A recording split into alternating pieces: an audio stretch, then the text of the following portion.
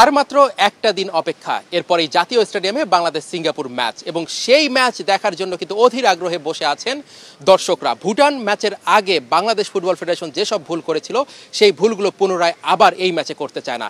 সেজন্য আইন শৃঙ্খলা রক্ষাকারী বাহিনীকে অনেক সতর্ক রাখা হয়েছে।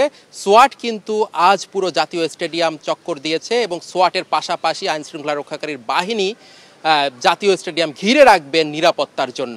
গত ম্যাচের টিকিটের জন্য হাহাকার ছিল, টিকিট কাটতে না পেরে স্টেডিয়ামের গেট ভেঙে সাধারণ জনতা ঢুকে পড়েছিল, সেটার জন্য পুনরাবৃত্তি না হয় সেজন্য গেট সংখ্যাও বাড়ানো হয়েছে। সব মশার বিরুদ্ধে সুরক্ষা দিতে এলো বসুন্ধরা এক্সট্রিম অ্যারোসল, মশার বিরুদ্ধে এক্সট্রিম সুরক্ষা। এবং দর্শকদের কিন্তু 3টা থেকে 5টার মধ্যে স্টেডিয়ামের ভিতরে প্রবেশ করতে হবে, এবং সাধারণ দর্শক এবং ভক্ত যারা খেলা দেখতে আসবেন তাদের জন্য থাকছে কনসার্টের ব্যবস্থা, যে কনসার্টের মধ্যে যা বাংলাদেশের যারা নামি দামি দু একটা ব্যান্ড গান গাবে, আর বিরতিতে থাকছে লেজার শো।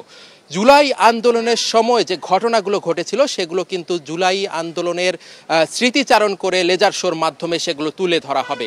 এছাড়া একটা ইন্টারেস্টিং জিনিস নিয়ে কয়েকদিন ধরে কথা হচ্ছিল, সেটা হচ্ছে স্কাই ডাইভিং। স্কাই ডাইভিংয়ের বিষয়টা কিন্তু বাফুফে তাদের যে পরিকল্পনা ছিল সেই পরিকল্পনা থেকে বাদ দিয়েছে, কারণ আবহাওয়া, আপনারা যারা দর্শক আছেন ঢাকায় অবস্থান করছেন তারা হয়তো জানেন হঠাৎ করে গরম, আবার মাঝে মাঝে বৃষ্টি ঝরছে। তো এমন আবহাওয়ার কারণে স্কাই ডাইভিংটা নিরাপদ হবে না, সেটা কিন্তু বাফুফের পক্ষ থেকে জানিয়ে দেওয়া হয়েছে। সেজন্য এই স্কাই ডাইভিংটা বাদ থাকছে। আর দর্শকদের জন্য খাবার এবং পানির ব্যবস্থা করা হবে। সেই খাবার এবং পানির ব্যবস্থার জন্য একটা প্রতিষ্ঠানকে দায়িত্ব দিয়েছে বাফুফে। আর মোটামুটি স্টেডিয়ামের ভিতরে কোনো ধরনের স্মোকিং চলবে না, সেটাও কিন্তু জানিয়ে দেওয়া হয়েছে।